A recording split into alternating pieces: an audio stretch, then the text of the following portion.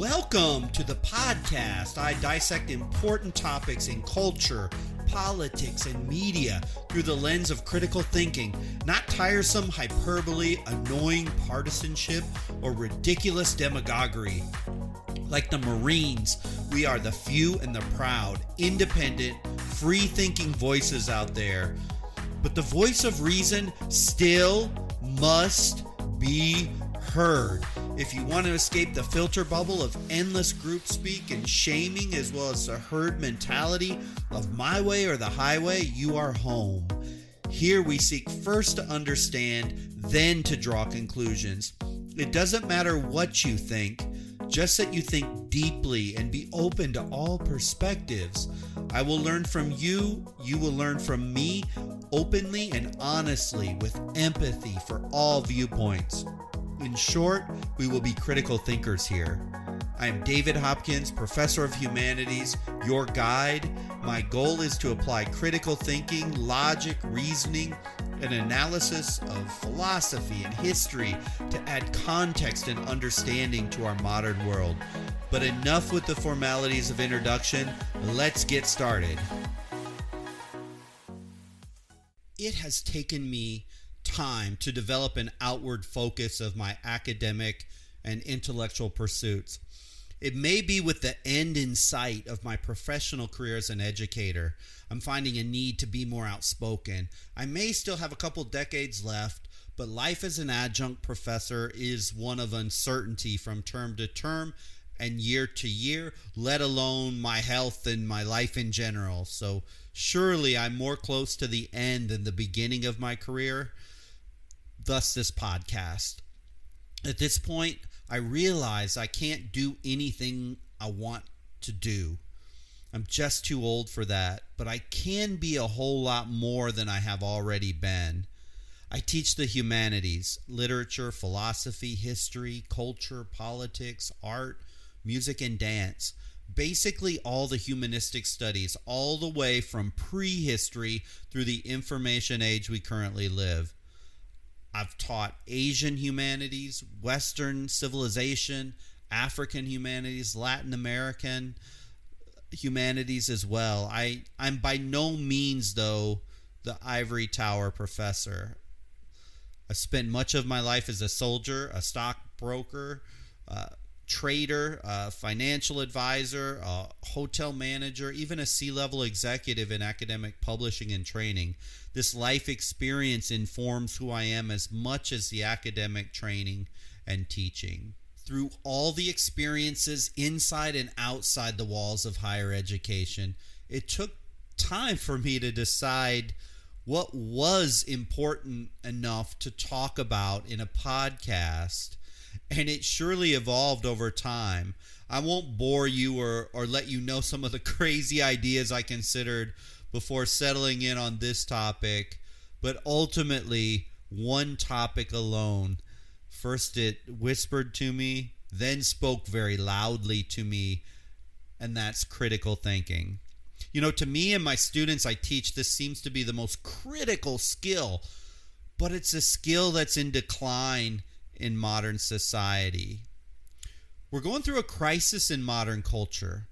There is a lack of critical thinking and the ancillary tools, the techniques, and methods to see a situation, to think critically, because these things are being thrown out unlike I've ever seen in the last couple decades.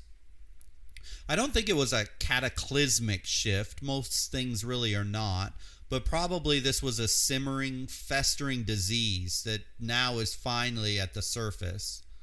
You know, cancer can develop unknown and undetected in the body for many years until the symptoms show themselves in some form.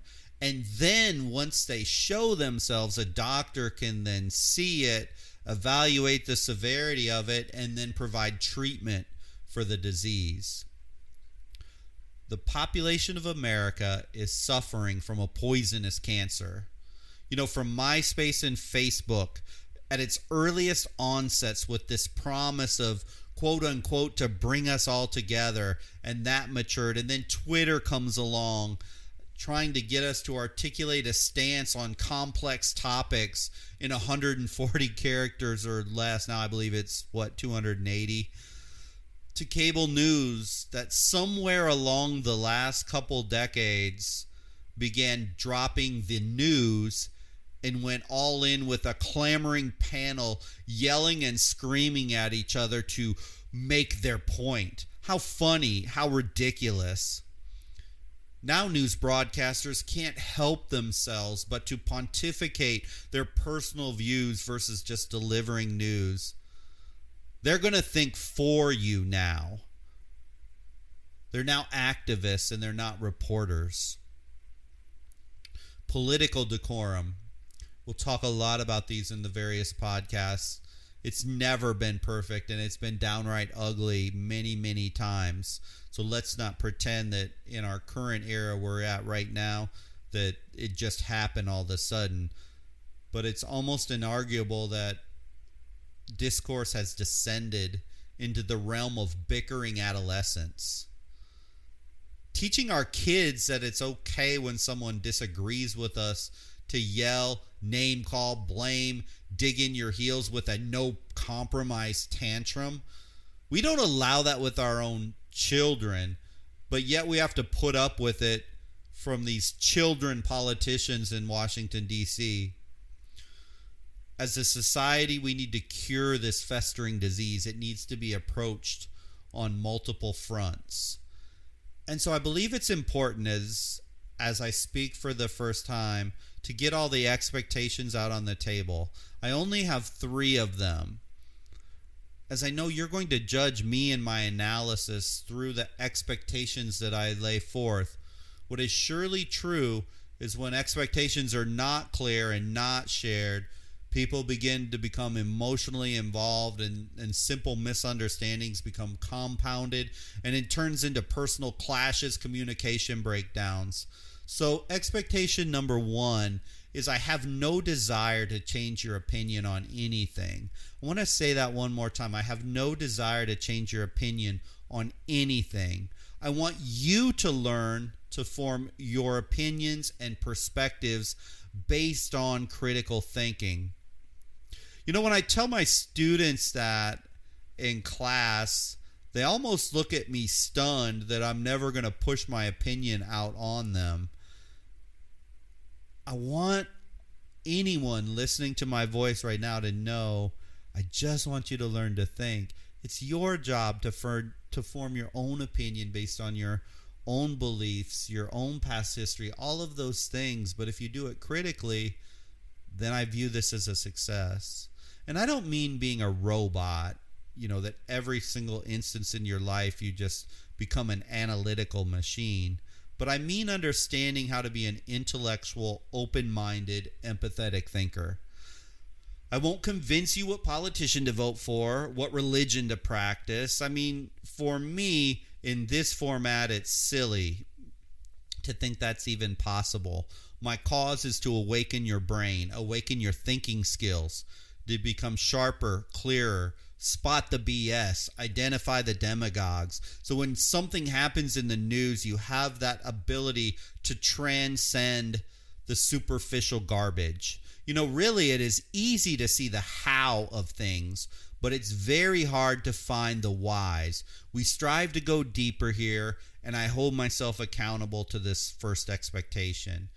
Expectation number 2, I don't want to take on easy topics, superficial society perspectives, or the drama du jour from Twitter. This isn't really worth my time. We will use in our podcast some of the content produced by our politicians, our media, and our figures that have a public voice, but I'm not interested in superficially evaluating topics on the surface, and you're not ever going to get any yelling, screaming, name-calling from me in regards to opinions on politics and religion and the stuff going on in culture, except if it comes to the point when we're talking about thinking critically. That's my passion, and that's where we're gonna focus. Expectation number 3, confrontation and disagreement are good. It's actually wonderful. that every single one of us, we don't think the same way. How horribly and tragically boring if everyone always thought the same. Disagreement is really what makes the human human. Our country is the greatest melting pot in the entire world. It's the strength of our nation. Somehow, some way, this is turning into conform with the status quo mindset or be shunned. We simply can't grow and get better without disagreement. Yes, it is possible to disagree without getting angry and name calling. We just never see it happen in the public sphere, as our public figures, quite frankly, suck at it. And most of the time, they fail miserably to exercise the skill of critical thinking. But we don't need to be like them. It isn't easy, but it is simple. I know society wants to push us all into exactly the same box, and I get that. Now, if anyone dares to have a different opinion, mobs attack, scream, cancel, they call names, and they're seeking destruction of the person, both financially, professionally, whatever. But I'm too old and comfortable in my skin right now. So I'm just going to be authentic. The agree with me or shut up, or the agree with me or I won't listen mentality is a very deadly poison that's infecting our society. I hope you will think in a better version of you over our time together. I also hope for myself that I think better version of me as time goes on. This relationship is synergistic. What I hope through the topics in this podcast, when you come across a disagreement or confrontation, you attempt to not only understand the concerns underlying that position in your mind, that's the first step, but also that you articulate and discuss in the real world with actual real people, whether you do it personally or online in a creative, mutually beneficial way. The private forum that I've set up was designed just for that purpose. It is a public square, a place of sharing and learning environment for everyone. If you have a network of open-minded friends, critical thinkers, that's even better. You can sit face-to-face and discuss topics, and that's wonderful. But many don't have such a place where they can feel safe to have discussions and to actually want to listen to other sides and try to understand them. The private forum was designed just for that. First we need to seek to understand and then to be understood. This principle is key to critical thinking. Unless we learn to value the differences in opinions, unless we value each other and be open to the possibility that maybe a little bit of both of our sides is right, that life isn't always this binary either or that maybe there are other alternatives that just aren't making it well known, we'll never be able to transcend the limits society tries to thrust on us every single day. And know those emotions are strong and there are forces at play that do not want you to have a difference of opinion. You can exercise the courage to be open, to express your ideas, your feelings, and your experiences in a way that will encourage other people to be open as well. You can value the difference in other people. When someone disagrees with you, wouldn't it be amazing if you could say, good, you see it differently. You don't have to agree with them. You can simply affirm them and do it without fear of being attacked. And you can seek to understand when you see only two alternatives, yours and the quote-unquote wrong one, you can find that synergistic third alternative that life doesn't have to be, was not designed to be, nor should it be an us versus them mindset. This isn't some kumbaya utopia of we will all get along all the time. I mean, that is just silly. This is life and the planet Earth, and nothing is perfect. But if you approach politics, culture, society, and other people from a different perspective than our politicians do, than social media puts out and the mass media, life can become full of wonderful, crazy, and yes, sometimes frustrating opinions. But your perception, your thinking skills, and your intellect becomes deeper and broader, and this can make life less frazzled, less confused, worried, and anxious all the time. I want to quote Emerson quick. That which we persist in doing becomes easier. Not that the nature of the task has changed, but our ability to do it has increased. We must not cease from pushing ourselves. It takes practice, it takes training, it takes listening, it takes all these facets of life to become a critical thinker. You have to methodically, disciplined, and put your mind to wanting to make the changes. But you can do it. Your brain is powerful. It's just been put to sleep for many of us just from all the stuff and all the poison that's been spewed out to us over the years and decades. I hope this first episode, I call it episode 0, gives you insights into what I hope to accomplish, which is to dissect important topics in culture, politics, and media through the lens of critical thinking, not tiresome hyperbole, annoying political partisanship, or ridiculous demagoguery.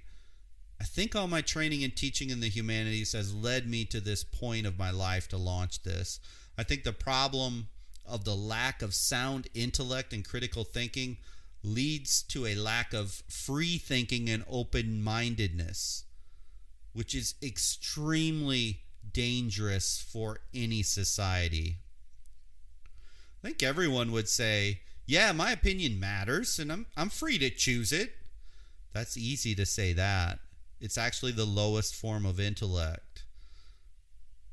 But it's a whole nother thing to allow the exact same courtesy to others, especially in a society that seems to say, believe like me, or you're a racist, you're a sexist, you're a misogynist, you're a communist, you're a socialist, or whatever name-calling ist label you want to put on the end of it. You know, free thinking and deep thinking, they didn't die overnight. And you don't gain the skill to think critically overnight. It takes time. But in the end, we all, individually, in our own sphere of family, friends, our local community, we can start to change. And if this happens, then all of a sudden, if communities are changing, cities can change, and counties can change, and states can change, and then we could change the entire country. I mean, those are grandiose dreams. But things are always in a state of change. They never stay the same. So just as sometimes things fall into decay, growth and rebirth comes from those changes. We learn that throughout studying history. As we go from the plague in the Middle Ages, we get the rebirth of the Italian Renaissance. So we can make a change. It's not impossible to do it. And so in the end, thinking critically can open new doors to a new perspective, and I hope you will join me on this journey. Thank you. Thank you so much for listening. I hope you found value for the time you invested with me today. For discussion on this topic and many others, I invite you to join our private forums. I personally will be over there and engaging with everyone, and it's just a community of like-minded thinkers just like yourself. If you're not a member yet and looking for a community online that is very different, go to www.daviddhopkins.com. That's www.daviddhopkins.com. Follow the links and you can join us. The best way to expand intellectually is to engage in a real dialogue in a way that fosters growth, understanding, and rigorous discussion without all the name-calling, demagoguery, and flame-throwing silliness of social media and the rest of society. This is what the private forum provides. I would love to see you join. Until the next episode, all my very best to you and your family.